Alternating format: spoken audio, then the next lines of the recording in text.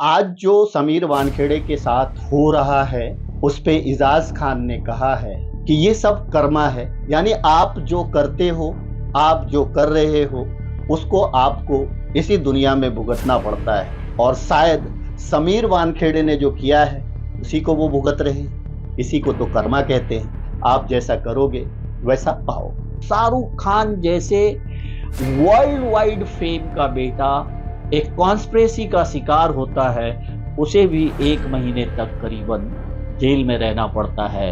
तो आप सोचिए आम इंसान का क्या हाल होता होगा। और एग्जाम्पल हम आपको इजाज खान का भी दे सकते हैं कि इजाज खान को इसके लिए 26 महीने इंतजार करना पड़ा। अब जाकर के वो बाहर हैं। उन्होंने अपने इंटरव्यू में ये भी कहा कि जब मैं जेल गया था तो मेरा बच्चा 9 साल का, तो मैं बाहर आया तो 11.5 साल। आज जब सीबीआई ने करप्शन का केस समीर वानखेड़े पे दर्ज किया है और घंटों समीर वानखेड़े को भी उसी तरह से बिठा करके पूछताछ किया जा रहा है, तब शायद समीर वानखेड़े को इस बात का एहसास हो रहा होगा कि वो भी कभी किसी को इसी तरह से घंटों दिन रात बिठा करके पूछताछ करते होंगे और उसमें से कुछ लोग निर्दोष भी होंगे। मैं ये नहीं कहता कि सबके सब निर्दोष होंगे, लेकिन आर्यन खान वाले मामले में तो ये बात खोल खोल के बताई जा रही है कि कहीं ना कहीं आर्यन खान को कॉन्स्पिरेसी के जरिए फंसाया गया था और एक बड़ी रकम उगाही करने का पूरा प्लान था। दोस्तों, अक्सर लोग जेल के बारे में जरूर जानना चाहते हैं कि जेल आखिर होता कैसा है, जेल में होता क्या क्या है और जेल की जिंदगी कैसे होती है। हाल ही में हिंदुस्तान टाइम्स को दिए एक इंटरव्यू में इजाज खान ने जेल के बारे में बताया और किस तरह से वो फ्रेम हुए वो भी उन्होंने बताया। एक बहुत ही इमोशनल लाइन अगर मैं ये कहूँ कि जेल के अंदर जब कोई है और अगर कोई त्योहार होता है तो सबसे ज्यादा उसके फैमिली की ही उसको याद आती है। आर्यन खान को ड्रग्स के मामले में समीर वानखेड़े ने ही गिरफ्तार किया था और इजाज खान को भी ड्रग्स के मामले में समीर वानखेड़े ने ही गिरफ्तार किया था। जेल के बारे में इजाज खान बताते हुए कहते हैं कि 800 की कैपेसिटी के जेल में 3,500 लोगों को रखा जाता है। खाना जेल का तो अच्छा हो ही नहीं सकता, ये कोई भी नहीं बोल सकता। सोने की जगह बिल्कुल भी नहीं होती है और कमोबेश यही एक्सपीरियंस मैंने थाने जेल में भी किया था। जब मैं थाने जेल में गया था, किसी अपने के खो जाने के मामले में एक डॉक्टर साहब ने हम पे एट्रोसिटी लगा दिया था, जबकि मैं उस डॉक्टर को जानता ही नहीं था और इस वजह से मुझे जेल जाना पड़ा था, थाने जेल। और थाने जेल में भी कमोबेश अर्थर रोड जेल जैसा ही हाल था। वहां पे 1100 लोगों की कैपेसिटी वाले जेल में 4,500 लोग रहते थे। अब आप सोचिए कि 1100 रहने वाले लोग और 4,500 रहेंगे तो कितना मैस होगा। जेल में आपके सारे अधिकार तो छीन ही लिए जाते हैं, लेकिन उसके साथ साथ अगर जेल में इस तरह से ठूस ठूस के लोगों को भर करके रखा जाता है तो आप सोचिए कि वो कैदी सुधरेंगे क्या, संभलेंगे क्या, समझेंगे क्या। वो इतना कठोर हो जाते हैं यातनाएं झेल झेल के कि जो प्रोफेशनल क्राइम करने वाले रहते हैं वो बाहर आते हैं और आपने सुना होगा कि वो वापस से वही क्राइम करते हैं। कुछ लोग ऐसे होते हैं जो किसी न किसी वजह से सडन उनसे कोई गलती हो जाती है, उनसे कोई गुनाह हो जाता है और उस वजह से वो जेल जाते हैं।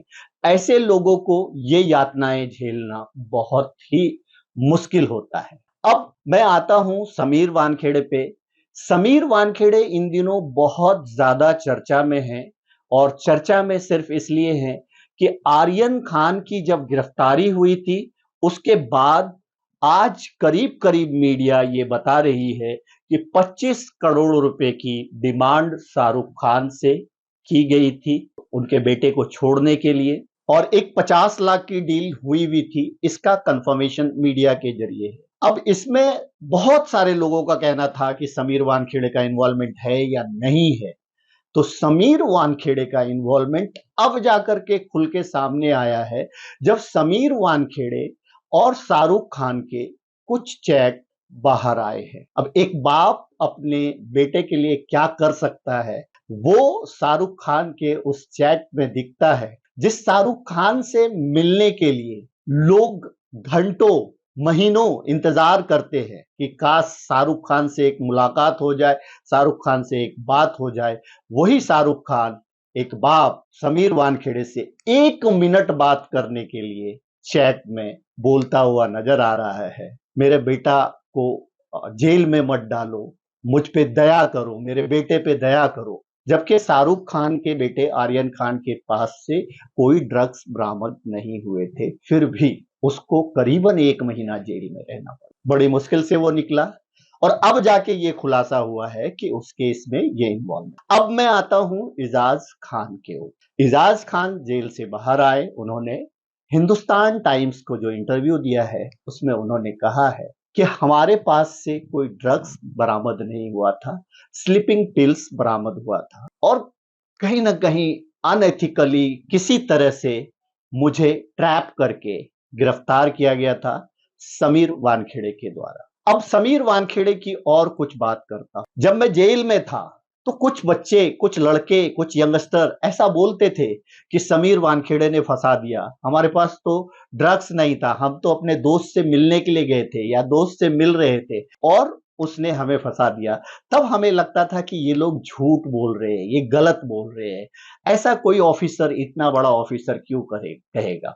दूसरा एक और बात था समीर वानखेड़े के बारे में कि समीर वानखेड़े ने जिसके ऊपर केस बनाया उसकी जमानत मुश्किल है। ये डर वहां के जो जेल में जो कैदी थे, इनके शिकार, उनसे पता चला।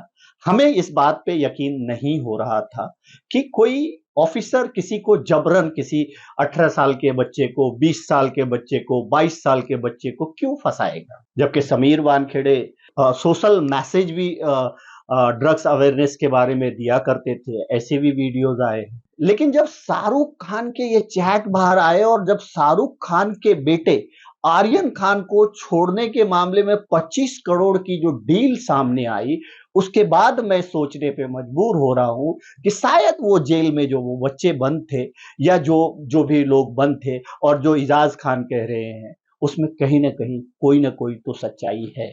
दोस्तों, जेल के बारे में मैंने एक वीडियो तो जरूर बनाया था, लेकिन थोड़ी सी सरसरी तौर पे एक हाईलाइट बता दे रहा हूं। जैसा कि इजाज खान ने कहा कि मैं एसी में सोने वाला, मैं लग्जरियस लाइफ जीने वाला, लेकिन आज मैं कठोर हो चुका हूं। आज मैं बिना एसी के रह सकता हूं, बिना स्वाद वाले खाने के खा करके भी जी सकता हूं।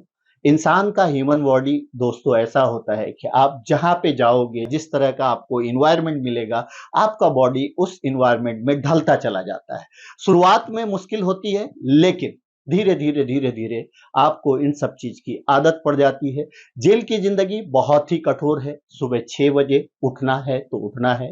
सुबह 6 बजे से उठ करके आपको बाथरूम के लिए, ब्रश के लिए, हर चीज के लिए एक लड़ाई लड़नी पड़ती है, जंग लड़नी पड़ती है। जहां पे 800 लोगों की सुविधा है, जहां पे 1100 लोगों की सुविधा है, वहां पे 4000 लोग, 3500 लोग एक साथ बाथरूम भी जा रहे हैं, मुंह भी धो रहे हैं, नहाने के लिए भी, तो वो एक जद्दोजहद की लड़ाई तो होती ही है। उसके साथ साथ जहां पे 800 लोगों को खाने देने का इंतजाम है, वहां पे ठीक 3500 लोगों को खाना दिया जाएगा, तो उसके लिए भी जूझना पड़ेगा। जहां पे आपको 1100 लोगों के इंतजाम है, वहां पे आपको 4500 लोगों का खाना बना करके बांटना रहता है, परोसना रहता है, उसमें भी वो सारा चीज होता है। तो सुबह 6 बजे उठना रहता है, फिर 12 बजे तक आप बाहर रह सकते हो। किसी जेल में 11:30, किसी जेल में 12 है, लेकिन लास्ट टाइम 12 है। 12 बजे फिर आपको बैरक के अंदर जाना होता है। 12 से 3 आपको बैरक के अंदर बंद रहना पड़ता है। 3 बजे फिर आप बाहर आते हो। अमूमन जेल में रात का खाना 4:30-5 बजे तक बांट दिया जाता है और वो कैदी अलग अलग लाइन में रख करके खाना लेते हैं और कुछ कैदी अंदर रखते हैं, कुछ कैदी उसी वक्त खा लेते हैं। फिर 6 बजे से पहले, यानी 5:30 से 6, कुछ जेल का अलग अलग टाइमिंग हो सकता है, 5:30 से 6 के बीच वापस आपको बैरक के अंदर जाना है और बैरक के अंदर पूरी रात, यानी सुबह के 6 बजे तक उसी तरह से बंद रहना है, जिसमें सिर्फ 50 लोगों की कैपेसिटी है। वहां पे 200 लोगों को रहना पड़ता है। लोग एक दूसरे से चिपक चिपक करके सोते हैं, पैर रखने की जगह नहीं होती है। चींटियां, भेड़, बकरी, जानवर, ऐसे लोग वहां पे रहते हैं। हार्डकोर क्रिमिनल फिर भी इन सब सरकमस्टांसेस को बर्दाश्त कर लेते हैं, क्योंकि वो कई बार जेल जा चुके होते हैं, जो हार्डकोर क्रिमिनल होते हैं। लेकिन जो फर्स्ट टाइम जाते हैं, जो किसी वजह से चले जाते हैं, और बहुत सारे लोग जो है किसी न किसी वजह से जेल चले जाते हैं। कोई किसी को फंसा देता है, कोई किसी पे झूठा इल्जाम लगा देता है, और वो जब चले जाता है तो उसको बहुत ही तकलीफ होता है। इजाज खान ने एक और लाइन कहा, कानून पे सबको भरोसा है, अदालत पे सबको भरोसा है, लेकिन आप दोषी हो या नहीं हो, आप निर्दोष हो या दोषी हो, इसका फैसला आते आते इतना वक्त लग जाता है कि आदमी टूट जाता है। इजाज खान को सुप्रीम कोर्ट से जमानत मिली, 26 महीने उसको गुजारने पड़े। अब आप सोचिए कि ये सब कुछ अगर फास्ट होता तो हो सकता है उसको 2-4 महीने में बाहर आ जाता था, 6 महीने में बाहर आ जाता था, लेकिन नहीं। हमारे देश में जेल में ऐसे हजारों कैदी हैं जो सालों से इस बात का इंतजार कर रहे हैं कि उनके मामले में सुनवाई हो, फैसला आए और वो बाहर निकले। आपने ऐसे बहुत सारे केसेस सुने होंगे जिसमें एक आदमी जेल में 10 साल गुजार देता है और उसके बाद पता चलता है कि ये तो निर्दोष था। तो अदालत पे सबको भरोसा है, लेकिन अदालत की कार्रवाई जो है इतनी स्लो है कि उसकी वजह से बहुत लेट होता है। और इस देरी में कई ऐसे लोग हैं जो कि अच्छे लोग हैं, लेकिन इतनी देर हो जाती है कि अंदर से बाहर निकलते निकलते वो क्रिमिनल बन जाते। तो दोस्तों, इजाज खान के इस इंटरव्यू को देख करके मुझे लगा कि आपको मैं जेल के बारे में जरूर बताऊं। इजाज खान ने जेल में क्या झेला होगा, उन्होंने उसमें बताया है कि मैंने क्या झेला वो मैं ही जानता हूं। तो दोस्तों, इसको बहुत अच्छे से मैं समझ सकता हूं, क्योंकि मैंने भी जेल में बहुत कुछ झेला है। एक बोतल पानी के लिए, थोड़ी सी चाय के लिए, एक अंडे के लिए, एक कप दूध के लिए, थोड़े से खाने के लिए भूखा सोया हूं, चिटक चिटक के सोया हूं। जो मैंने झेला वही उन्होंने भी झेला होगा, थोड़ा कम या थोड़ा ज्यादा। अब अगर सोने की बात करूं तो जहां पे 50 लोगों की कैपेसिटी है, वहां पे 150 से 200 लोग सोएंगे, तो उसी में वो भी सोया होगा, इजाज खान भी सोया होगा, और उसी में मैं भी सोया था। कहीं ना कहीं जेल में बातें तो ऐसी होती है कि जेल में जाने के बाद लोगों को सुधारने का काम किया जाता है ताकि लोग सुधरेंगे।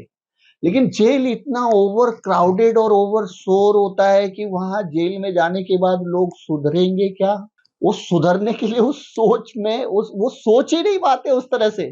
तो जेल की जिंदगी बहुत आसान नहीं है। आप कुछ एक वीडियोस देख लेते होंगे, जैसे अभी सुकेश का आपने देख लिया होगा, और कुछ कुछ ऐसे बड़े गैंगस्टर्स के देख लेते होंगे कि उसमें से उसको खाना भी आसानी से मिल रहा है, पानी भी आसानी से मिल रहा है। लेकिन ये हर कैदी के लिए नहीं है।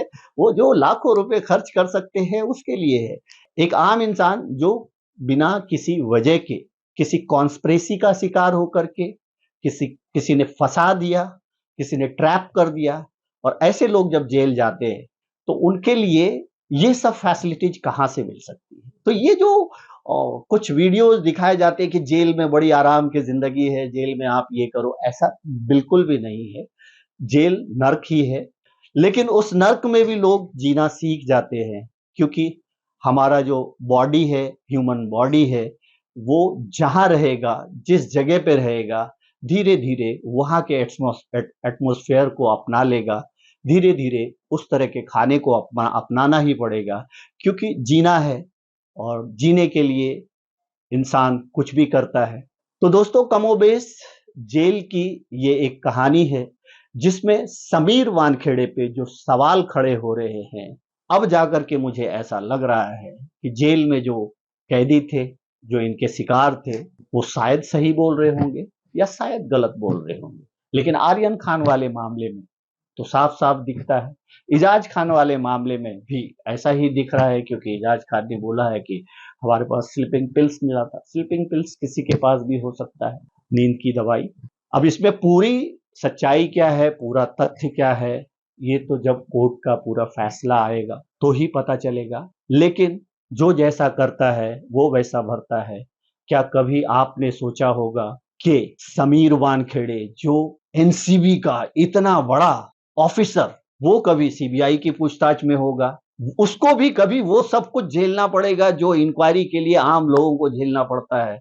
ऐसा शायद आप लोगों में से किसी ने कभी नहीं सोचा होगा, लेकिन ऐसी कुछ मिसालें हैं और इन दिनों समीर वानखेड़े उसी तरह से अपनी सफाई देते फिर रहे हैं, जिस तरह से कभी आर्यन खान मामले में शाहरुख खान गिड़गिड़ाते थे, सफाई देने की कोशिश करते थे, मेरा बेटा है, छोड़ दो, 1 मिनट के लिए बात कर लो, दया करो, हम पे दया करो, हमारे परिवार पे दया करो। एक ऐसा आदमी जिसे मिलने के लिए लोग न जाने कितना इंतजार करते हैं, जिसका जब जन्मदिन होता है तो हजारों की संख्या में सुबह से लेकर शाम तक लोग उसके बंगले के बाहर खड़े रहते हैं इंतजार में, हाथ मिलाने के लिए, ऑटोग्राफ लेने के लिए। बड़ी बड़ी हस्तियां शाहरुख खान से मिलने के लिए परेशान रहती है। वो क्योंकि वो एक बाप था, इसलिए वो बाप ये कहता था कि मेरे बेटे पे दया करो, मेरे बेटे के पास ऐसा कुछ नहीं मिला है।